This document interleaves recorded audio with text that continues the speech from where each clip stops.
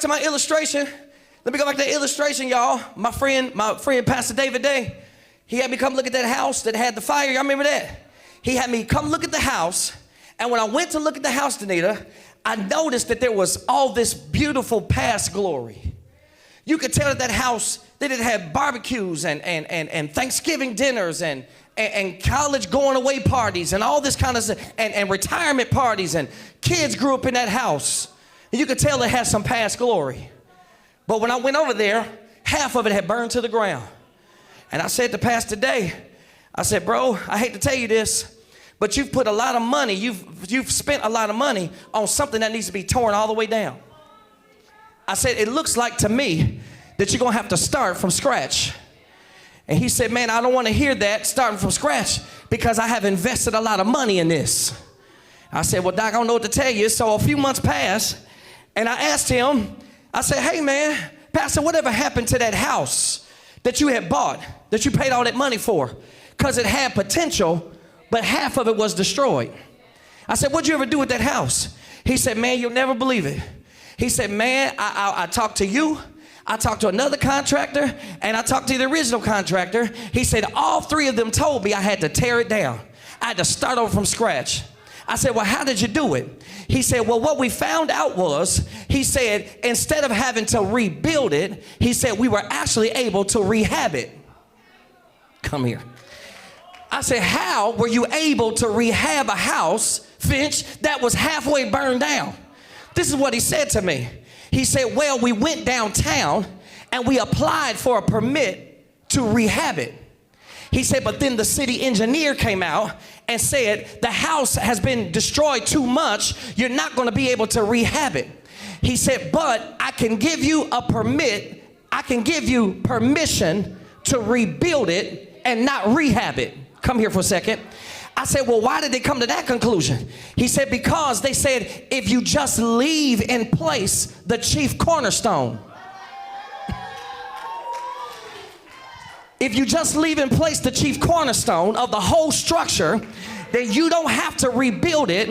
You can get permission. You don't have to rehab it. You can get permission to rebuild it. And all you have to do is leave in place the chief cornerstone. And I don't know about you, but I'm so glad that I have a chief cornerstone named Jesus, that I don't have to start over from scratch. I don't have to tear everything in my life down. If I just keep in place the chief cornerstone in my life, that I can rebuild anything as long as the chief cornerstone is still there. Because the problem was that there was nothing wrong with the foundation. The foundation was still solid. The foundation was never destroyed. The foundation never had cracks in it. The foundation never had water damage. The foundation was still sure.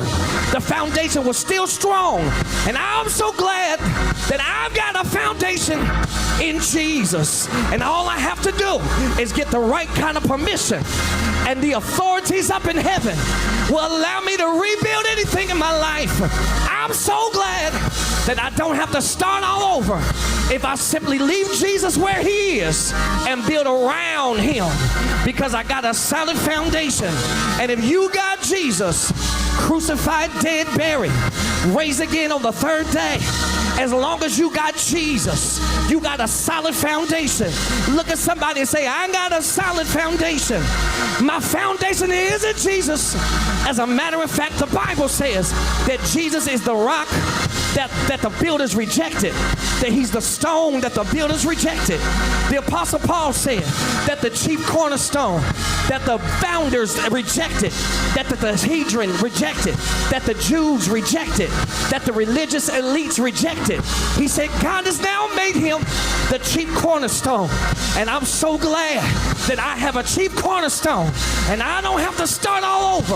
All I got to do is lean on the chief cornerstone and build everything around the chief cornerstone.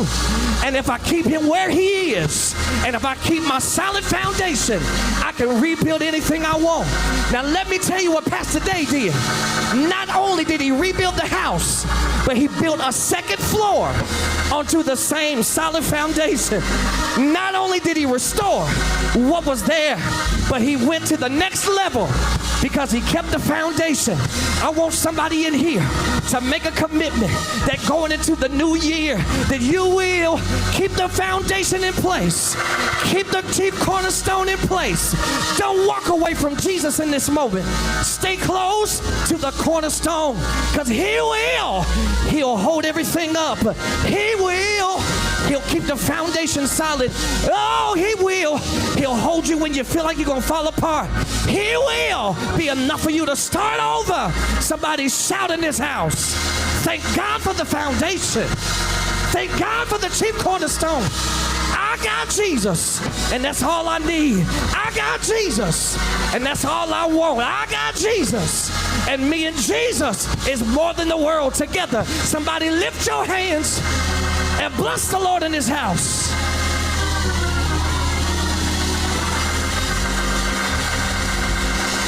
Woo! I still got a solid foundation.